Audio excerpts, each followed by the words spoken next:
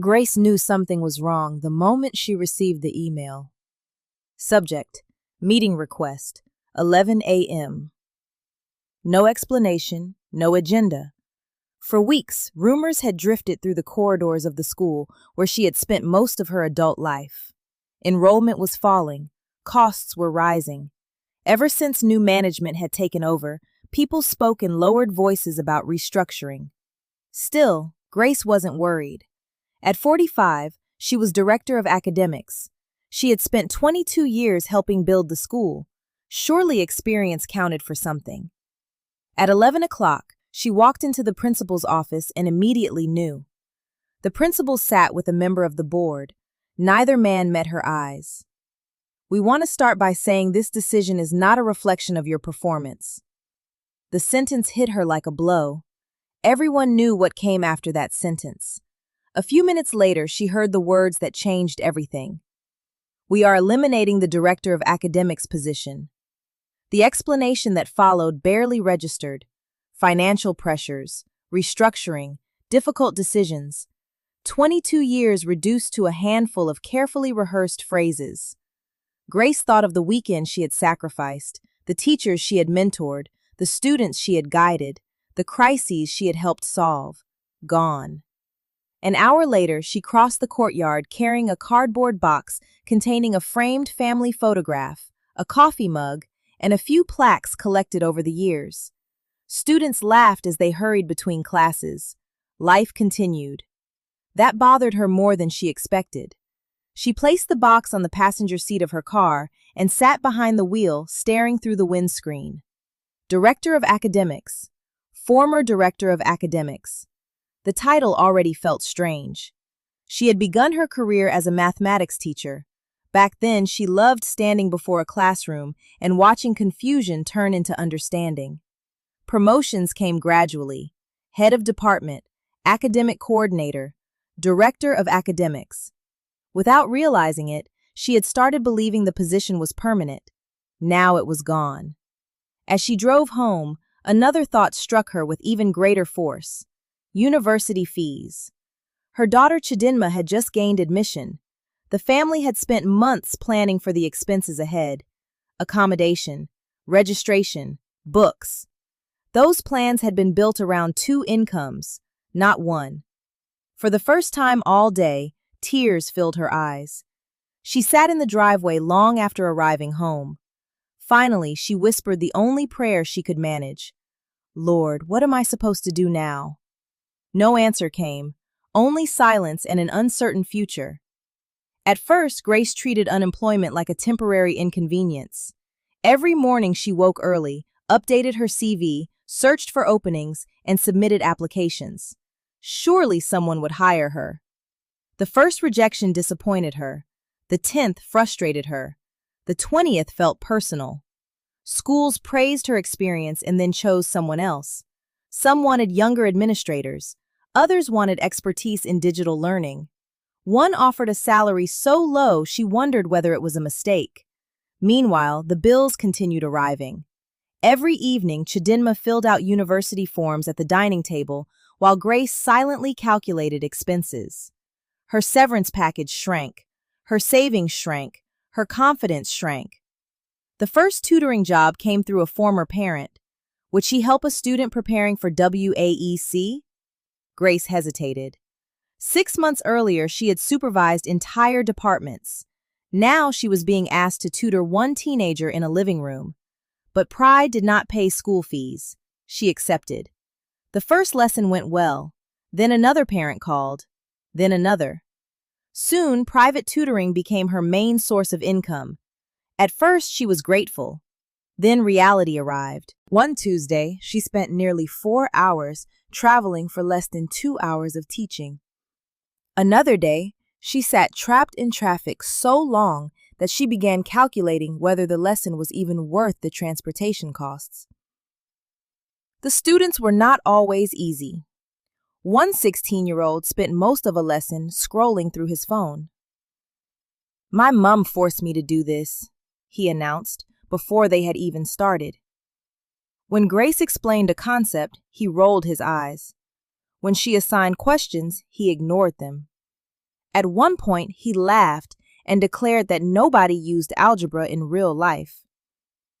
20 years earlier, she would have sent him out of class. Now, she was sitting in his house, being paid to endure him. The parents could be worse. One mother watched every lesson and interrupted constantly. "I saw a YouTube teacher explain it differently." The first time, Grace smiled politely. The fifth time, she wanted to scream. One afternoon, the woman proudly showed her a video of a young tutor teaching mathematics online to hundreds of students. "My niece learns online now," she said. "She hardly needs physical lessons." Grace dismissed the idea immediately. Online teaching felt temporary, trendy, something for young people, not serious educators.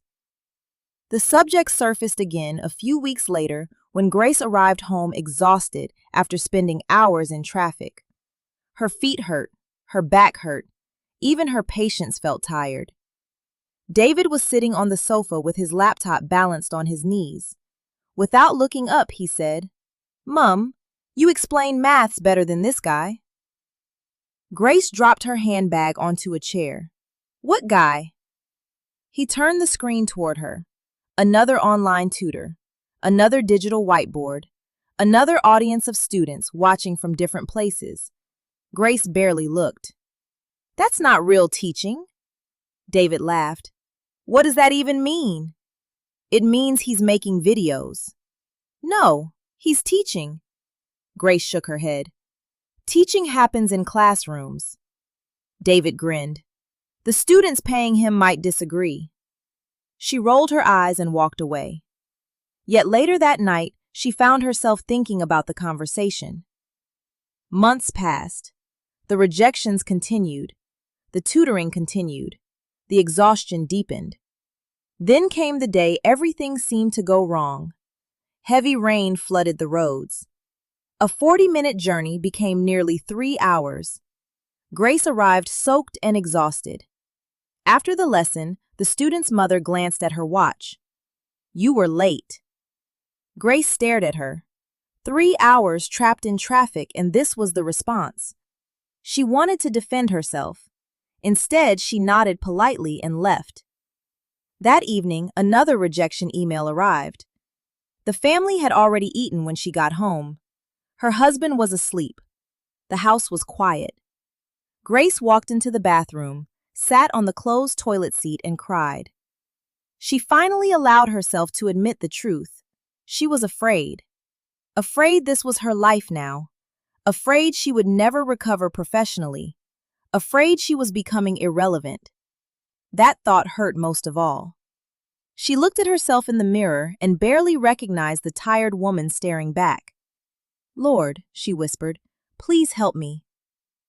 The following Sunday, she went to church carrying that same heaviness. The pastor preached about increase, about favor, about breakthrough.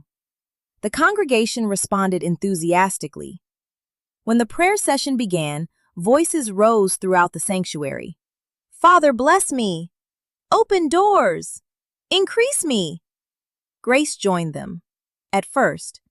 Then something unexpected happened. A strange discomfort settled inside her. Something hard to describe, a restlessness. She tried to ignore it, but it remained. She opened her eyes and looked around the room. People were praying passionately, sincerely. Yet a question kept returning. What exactly am I asking God to bless? The thought startled her. She immediately felt guilty for thinking it, yet it refused to leave. All through the drive home, all through the following week, the question lingered. A few evenings later, she sat alone reading her Bible and came across a familiar passage in Exodus.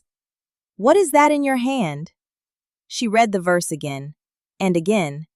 The question followed her into the next day. What is in your hand? Not what have you lost? Not what do you wish you had? What is in your hand? Eventually, she wrote a list. Mathematics, teaching, curriculum planning, student mentoring. She stared at the page. None of it seemed extraordinary, just skills she had carried for years. Then she thought about the online tutors she had spent months dismissing, the parent with the YouTube videos, the students learning remotely. For the first time, she asked herself a difficult question. Why was she rejecting something she had never seriously explored? The answer came quickly. Because she was afraid of looking foolish. That night, she opened her laptop and typed 4 words: how to teach online. The first thing Grace learned about online teaching was that she knew almost nothing about online teaching. She spent evenings watching tutorials about video calls, digital whiteboards, microphones, and recording software. After 20 minutes, she closed the laptop and rubbed her temples. Teaching mathematics suddenly seemed much easier than teaching mathematics online. Most of the instructors looked young enough to be her students. The next evening she tried again, and the evening after that. At first, she told nobody what she was doing. She was embarrassed. The entire thing felt faintly ridiculous. A 45-year-old former director of academics sitting alone at midnight watching tutorials made by people half her age. She imagined her former colleagues seeing her. The thought made her cringe. Still, she kept watching. The experience was humbling. A week later, David walked into the living room and stopped abruptly. Grace was sitting in front of the laptop speaking into the camera, or at least trying to. The moment she noticed him, she immediately stopped. What? David was grinning. Nothing. The grin widened. Mom, are you making videos? Grace felt heat rise to her face. I was practicing. Practicing what? She gave him a look. The kind mothers have perfected over generations. David raised both hands. Sorry. Then he pulled up a chair. Can I see? Grace hesitated. No. Why not? Because it's terrible. That answer made him laugh. Of course it's terrible. She frowned. Thank you. Mom, everyone's first video is terrible.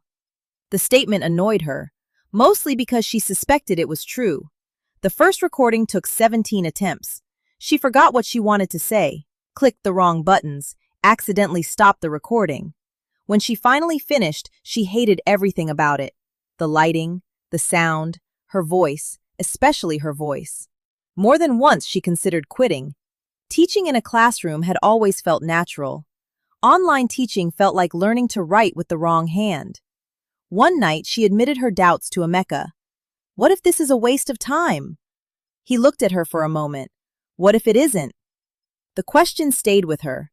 Not long afterward, an unexpected opportunity appeared. One of the parents she tutored mentioned a niece preparing for an entrance examination.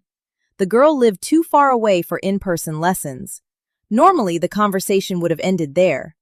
Instead, the parent asked, "Can you teach her online?" Grace nearly said no. Then she remembered Moses. She remembered the notebook. She remembered the question, "What is in your hand?" "Yes," she heard herself say. "I think I can." The moment the call ended, she panicked. She spent the entire day before the lesson testing her internet connection, checking her camera, and worrying. When Saturday arrived, she was more nervous than she had been during most job interviews. The student logged in, a shy girl named Esther. Grace smiled. Esther smiled back. And then something surprising happened. The fear began fading. Because mathematics was still mathematics. A confused student was still a confused student. An explanation was still an explanation. By the end of the lesson, Esther understood concepts she had struggled with for weeks. Grace logged out feeling energized. For the first time in months, teaching felt joyful again. The breakthrough did not happen overnight. One student became 2, 2 became 4, 4 became 6. Grace continued traveling to homes during the day while teaching online in the evenings. The schedule was exhausting, but something had changed. She realized that many online tutors knew mathematics. She knew how students learned mathematics. Years in classrooms had taught her where confusion lived. She could spot fear disguised as laziness and explain difficult concepts in several different ways. Students improved. Parents noticed. Referrals spread. One struggling student became a top performer. Another passed an entrance examination after months of frustration. Soon, Grace had more online students than she could handle. One evening, after finishing a lesson, she sat quietly in front of her laptop and thought about the previous year. At the time, she had believed her life was falling apart. Now she believed it was a blessing. She was now earning more than 5 times her salary. For months, she had focused on what she had lost, but God had been drawing her attention somewhere else. Over the next few years, Grace gradually built an online mathematics academy. She hired other tutors, including a retired teacher, a young graduate, and educators who had struggled to find opportunities of their own. Students joined from different cities. Families recommended her classes to friends. The academy grew steadily, one student at a time, one teacher at a time, one opportunity at a time. One Sunday, years later, Grace sat in church listening as people prayed for God's blessings. This time she smiled, not because the prayers were wrong, but because she understood something she had once missed. That blessings sometimes arrive as curiosity, as courage, as a willingness to become a beginner again. She thought of the question that had changed everything for her. What is that in your hand? Years earlier, she would have answered with a job title.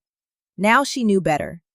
The most valuable thing she possessed had never been her position. It was the ability to help people learn. That gift had survived the layoff, the fear, and the uncertainty. And in the end, it had been enough. More than enough. Before you go, take a moment to ask yourself the same question that changed Grace's life. What is in your hand? What gift, skill, experience, or opportunity have you been overlooking because fear convinced you it wasn't enough? Like Grace, you may not need something entirely new. You may simply need the courage to use what you already have. If this story encouraged you, we'd love to hear from you. Share your thoughts or your own experience in the comments below. And if you enjoyed this story, please like, comment, and subscribe. Feel free to explore our other inspiring stories while you're here. Until next time, remember, the job may end, the title may disappear, but the gift can remain.